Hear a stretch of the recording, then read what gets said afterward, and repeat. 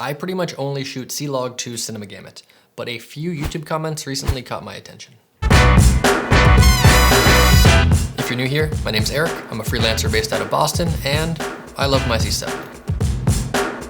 This is why it is a bummer they removed C-Log2 BT709. You should try shooting C-Log3 BT709. You might find you'll get a more natural looking image. All right, real quick, just so we're all on the same page, there are two aspects to your shooting profile. Gamma down here and Gamut down here. And with this very overly simplified bar graph, I have the options for the C70, which are wide DR with the least amount of dynamic range up to C-Log2 with the most dynamic range. So we are pairing something from the left and something from the right whenever we shoot. As a dynamic range obsessed shooter myself, I'm always using C-Log2. And if I'm shooting in C-Log2, I will be using a LUT. And if I'm already using a LUT, why not also shoot in the widest color space? Because it doesn't create any extra work if I'm already converting my luminance, I might as well also convert my color space. And as the comment stated, this is also your only option in C-Log2. There is no BT709 with C-Log2, at least in the C70. However, with C-Log3, which has similar dynamic range, you have the option between the more limited or the wider color space. So what I'm trying to figure out today with these tests is, does the smaller color space BT709 that doesn't require conversion look better when you shoot it in camera than the Cinema Gamut wider color space after it's converted using Canon's LUTs to BT709? C-Log3 does have great dynamic range in the grand scheme of things. It's just not quite as good as C-Log2 in the shadows. And for some other Canon cameras, like the new R5C, I'm pretty sure you can only shoot C-Log3. So this video is probably much more interesting for those mirrorless shooters because they're already shooting C-Log3, and now the only decision they really need to make is what color gamut they choose. For all of these tests, the camera was set to 5600 Kelvin, and the shots were lit with a 300D and some ambient daylight. When looking at the scopes, there is a noticeable difference between BT709 and Cinema Gamut converted to BT709. It's actually kind of crazy how much more saturated the reds are when converting Cinema Gamut compared to the more pleasing muted red tones in the baked-in BT709 color space. However, BT709 seems to make up for all of that red saturation in yellow saturation. So you're basically choosing between screamin' yellows or screamin' reds.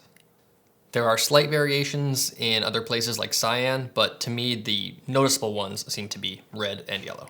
The biggest surprise for me came when I threw the wide dynamic range Gamma with BT709 into the mix. Baked in luminance and baked in color, so no LUTs are required.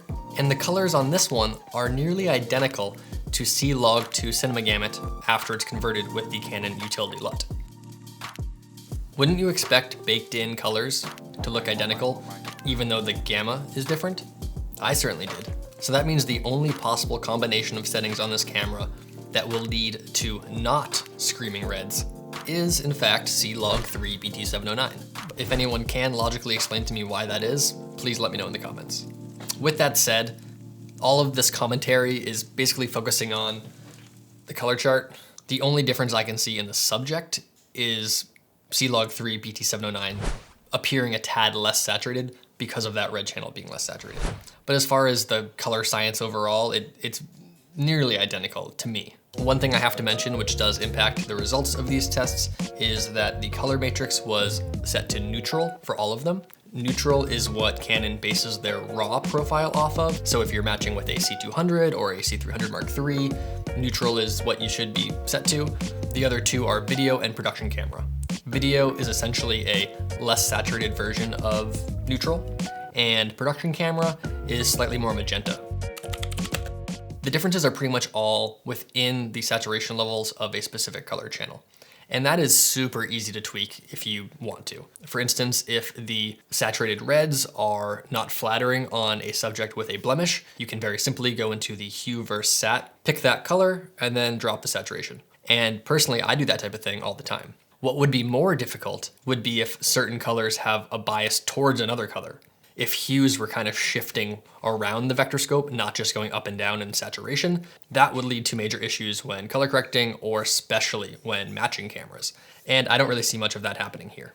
So even though I do definitely prefer those more muted reds in BT709, I'm not going to switch to it because for most professional jobs, I have to shoot C-Log2, either because I'm matching to other cameras or because just personally I want the most dynamic range. But if I was to shoot in C-Log3, I also wouldn't be able to use all of my favorite conversion LUTs, which are all meant for C-Log2.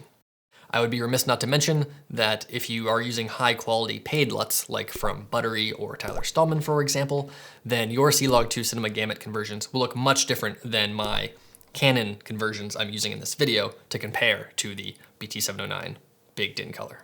I'll restrain myself here from going down another LUT rabbit hole. I've already made 3 videos about LUTs very recently,